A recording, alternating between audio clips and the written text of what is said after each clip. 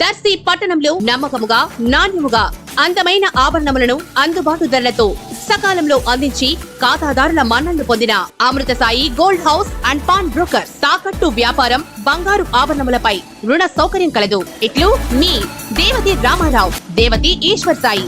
Amrutha Sai gold house and pawn brokers, గడియార స్తంభం వద్ద, కురిచేడు రోడ్, దర్శి. ప్రేక్షకులకు నమస్కారం. ఏడిఎన్ న్యూస్ టీవీ మన దర్శి, మన local channel. ADN news TV ప్రేక్షకులకు నమస్కారం. వార్తలు చదువుతుంది మీ ప్రసన్నారాం.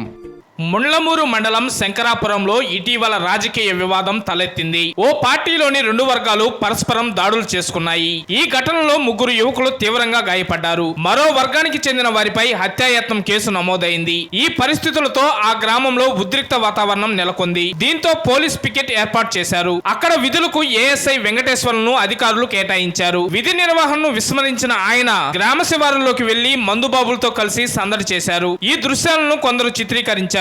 ఈ విషయం ఉన్నతాధికారుల దృష్టికి వెళ్లడంతో ఏఎస్ఐను విఆర్ కు పంపుతూ జిల్లా ఎస్పీ గరుడ్ సునీల్ ఉత్తర్వులు జారీ చేశారు. తదుపరి చర్యల నిమిత్తం ఐజీ కార్యాలయానికి నివేదిక సైతం పంపినట్లు సమాచారం తెలియవచ్చింది.